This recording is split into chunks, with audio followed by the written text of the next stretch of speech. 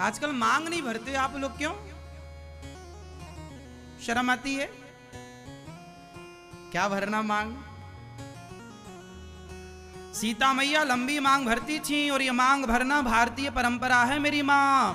ये मांग आपकी शोभा है, इस शोभा को बनाए रखिएगा। आप तब तक ही सुंदर हैं जब तक आपके मांग में सिंदूर है। इसलिए ये मांग भरते हुए गर्व करना चाहिए, इसे छिपाना नहीं है, प्रकट रखना है। और मांग बढ़िया सिंदूर से बढ़िया भरा करो। आजकल तो मैया लोग घिसनी से घिस लेती हैं बस। फैशन बहुत बड़ा है।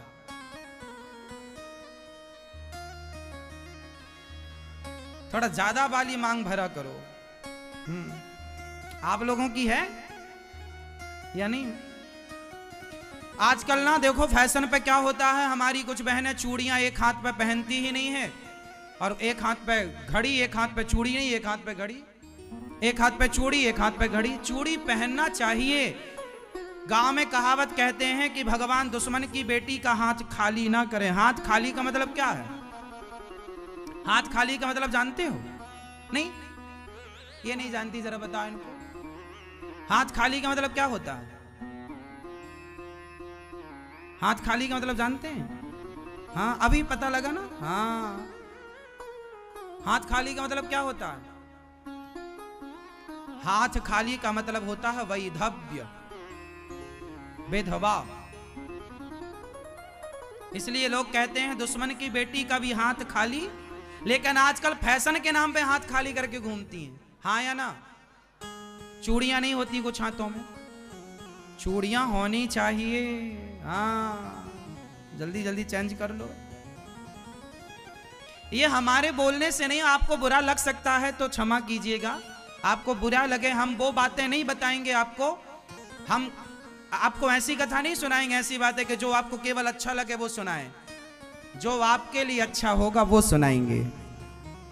चाहे आपको अच्छा लगे या बुरा लगे तो क्षमा कीजिएगा, पर जो सत्य है बिल्कुल सही। अपनी बेटी को कहो बेटा मांग भरा करो। और चूड़ियां आप आजकल की लड़कियों को, लड़की नहीं स्त्रियों को, आजकल की स्त्रियों को चूड़ियां बदलने का भी ज्ञान नहीं है। आप लोग जब चूड़ियां बदलती हो ना तो पूरा उतार लेती हो सारी चूड़ियां, क्योंकि सेट पहनना है ना पूरा एक कलर का, तो वो सारी चूड़ियां उतारती हो नहीं। इसलिए हमारे यहाँ एक परंपरा है कि एक लाल कलर की चूड़ी होती है जो माता जी को चढ़ती है। वो चढ़ी हुई चूड़ी प्रसाद के रूप में माताएं पहनती हैं। और जब आप चूड़ियां बदलती हो तो एक चूड़ी आपके हाथ में होनी चाहिए, एक चूड़ी आपके हाथ में आखिरी में होनी चाहिए। फिर आप बदलो, पीछे एक चूड़ी पड़ी रहे, या सारी पहन के उसको हटा सकते हैं। सेट यदि आपका बिगड़ रहा है, कलर कॉम्बिनेशन नहीं बैठ रहा है, तो आप बाद में उसको हटा लो, पर आखिरी में एक चूड़ी होनी चाहिए। पूरा हाथ खाली नहीं होना चाहिए। पूरा हाथ तो तभी खाली होता है जब पति नहीं होता। हाँ या ना? इसलिए ये बात जरा समझाओ और सिखाओ। मांग हो, चूड़ी हो, गले में मंगलसूत्र हो, आप अपना स्वरूप ना बदलो। फैशन अच्छी बात है, आज के हिसाब से रहो, लेकिन फिर भी अपना जो मंगल श्रृंगार है, इसे मांगलिक श्रृंगार बोलते हैं। मंगलसूत्र क्यों नाम पड़ा? वो मंगलकारी है। मंगलसूत्र को मंगलसूत्र क्यों कहते हैं मैया? बताइए, सूत्र क्या है? सूत्र का मतलब होता है बंधन, है ना? जैसे रक्षा सूत्र है, भाई रक्षा सूत्र बांध दो, ऐसे मंगल सूत्र होता है। मंगल सूत्र का मतलब क्या होता है? मंगलकारी बंधन, जो हमारे जीवन को अनेक प्रकार के मंगलों से भरता हो, वो मंगलकारी बंधन को मंगल सूत्र कहते हैं। और स्त्री के गले पर क्या होना चाहिए? सदा मंगल सूत्र होना चाहिए। इसलिए मंगल सूत्र जरूरी है।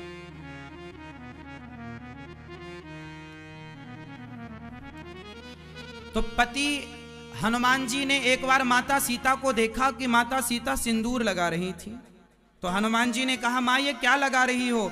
बोले सिंदूर। क्यों? बोले राम जी की लंबी आयु के लिए। तो हनुमान जी बोले, क्या आपके इतने से सिंदूर लगाने से राम जी की आयु लंबी होगी? हाँ। तो सीता मैया ने कहा, जरूर होगी बेटा। हनुमान जी बोले, यदि आपके सिंदूर लगाने से राम जी की आयु लंबी होती तो आज से मैं पूरे शरीर में सिंदूर लगाऊंगा। तब से हनुमान जी को सिंदूर चढ़ने लगा। तब से हनुमान जी को क्या चढ़ने लगा? सिंदूर। तो मांग क्यों भरते हैं आप लोग? मांग क्यों भरी जाती है मैया? आप बताओ। पति की लंबी आयु के लिए तो लंबा भरो ना।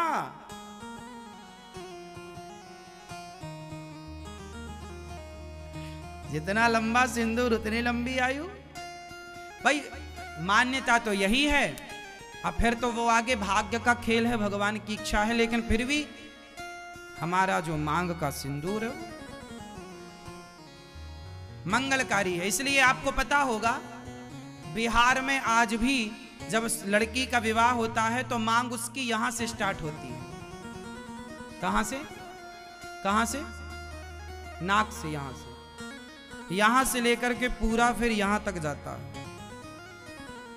वहां पर जब मांग भरी जाती है वो यहां से स्टार्ट होती है, नाक से। ये मांग। पर अब यहां से आप तो ना भरो। बिहार में आज भी ये रिवाज है और आपको देखने को मिल जाएगा। तो आप फिर भी उतना तो रखो जितना आवश्यक है। और याद रखिएगा, सिंदूर ही लगाने की बात है, घिसनी नहीं। क्या लगाने की बात है?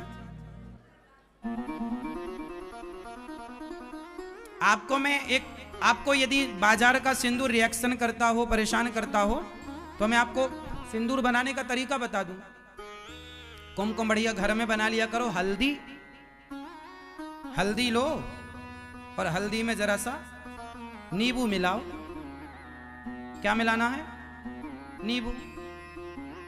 हल्दी में जरा सा नींबू मिला लो और फिर उसको बढ़िया सा ठीक से कर लो, पीस लो।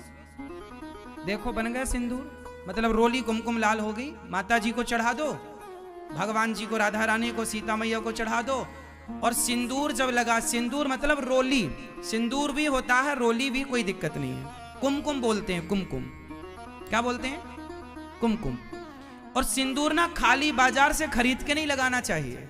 महिलाएं 90% महिलाएं गलती करती हैं कि आप लोग सिंदूर लाए, आप लोग कुमकुम लाए और आपने डायरेक्ट लगा लिया। ऐसे नहीं लगाते। पहले जो सिंदूर माथे पर लगाना हो, जो भी कुमकुम लगाना हो, पहले उस कुमकुम को, पूरी कुमकुम को एक डिब्बे में भरो, एक पात्र में भरो। और भरने के बाद सबसे पहले ले जाओ उस कुमकुम को माता जी को समर्पित कर दो। राधा रानी को, सीता मैया को, दुर्गा मैया को।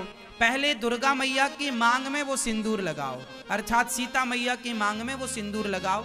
आप उस सिंदूर को माता जी की मांग में लगाकर और आप कहो, हे माँ, जो आप अपने राम जी की लंबी आयु के लिए सीता मैया ये जो मांग भरती हैं, तो आज इस दासी के सिंदूर से अपनी मांग सजाइए। और फिर उस सिंदूर के कुछ कण फिर अपने पूरे के पूरे सिंदूर में मिला लीजिए। वो पूरा सिंदूर हो गया प्रसादी सिंदूर या प्रसादी कुमकुम। क्या हो गया वो सीता मैया को लगने के बाद क्या बन गई? जोर से प्रसादी बन गई। अब उस प्रसादी सिंदूर को फिर आप अपने माथे पर लगाया करो। हल्दी तो नुकसान नहीं करेगी, तो आप घर पर ही कुमकुम बना सकते हैं। पूरा केमिकल मुक्त सिंदूर कुमकुम, उसे आप बना के प्रयोग कीजिए। यदि बाजार की चीजों से आपको नुकसान है तो चलिए।